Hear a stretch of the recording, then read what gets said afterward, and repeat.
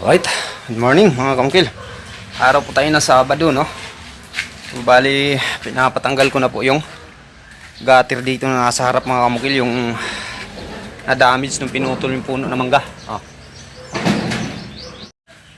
Ito po yung na-damage na gutter mga kamukil. Pinutol yung puno ng mangga. Ito yung puno na nakadamage dito, ano? Mabuti na hindi pa kami nakapagsiling kasi kung nasilingan na, laki sana ng damage.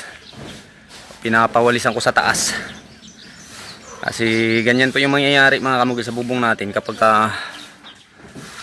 may mga puno ng kahoy sa palibot ng ating mga bahay. Lahat ng mga dahon na yan doon po babagsak sa pinaka roofing natin. So ang dahon po may na boy, isa po yan sa pinakaunang dahilan kung bakit madaling magkalawang yung ating bubong kahit na kulurop yan. Okay boy.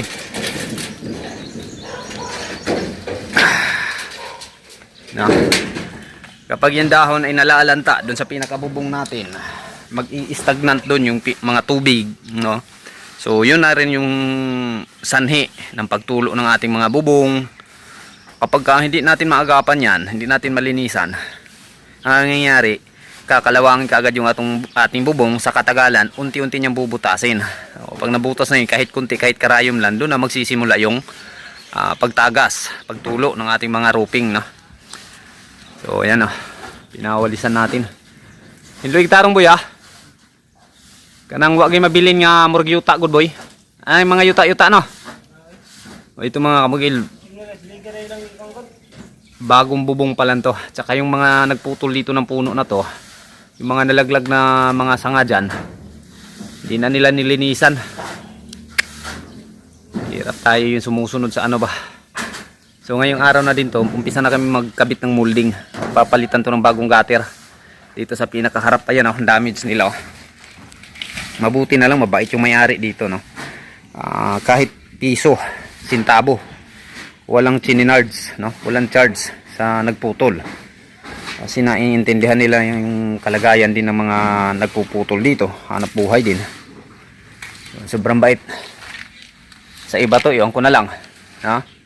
Kasi yung tao, pag hindi lagi na lang tayo pinagbibigyan, hindi rin magtatanda, no? So pasalamat sila, maswerte yung mabait na mabait, no? Mabait yung may-ari ng bahay na to. Hasta ng gutter boy, silhigi boy. So, lahat ng bagsak ng tubig dito sa harap mga kamukil, doon yan, tatapon sa kanal na yan. So maglalagay kami ng PVC dito. Pinakahulang ipo-purchase dito, papabili ko sa may-ari itong PVC para sa mga downspout natin. Dadaan dyan, bagsak doon sa kanal na yan. Meron naman sana dito, kasi lang ayaw ko magpadaan dito kasi mas pabor kasi dito natin siya ibabagsak. Diha nagyap yung mga dahon diha. Hinluin gina. Yan, so mainam na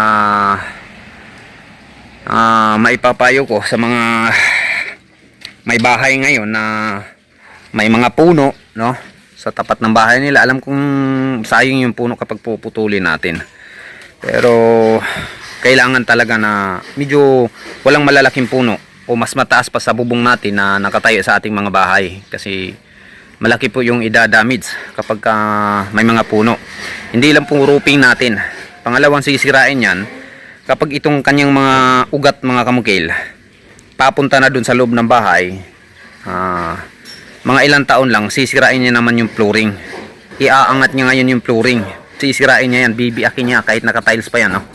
Tulad nito, pag hindi ito pinuputol, yung ugat niya mga kamukil papasok na dun sa bahay, maaaring madamage yung pinaka-flooring. Yun po, no, yung aking ibibigay ng mga advices sa mga may bahay ngayon na may puno habang maaga pa, no? Agapan nyo na yung pagkasira ng inyong bahay kasi hindi po biro magpapagawa ng bahay, ang laki ng gastos. Ngayon, mamayang hapon update tayo, makakita na tayo ng molding dito ikakabit namin. Abangan nyo rin mga kamukil kung ano ba yung diskarte ko sa pagkabit ng molding dito sa pag-i-spandrel natin sa labas nitong bahay sa kisame, no? Yung iba kasi gumagamit ng fascia cover para mas lalo pang kumanda. itong labas ng ating bahay. Sa akin mga kamugil, molding lang, no? Yung diskarte ko. Abangan nyo kung paano.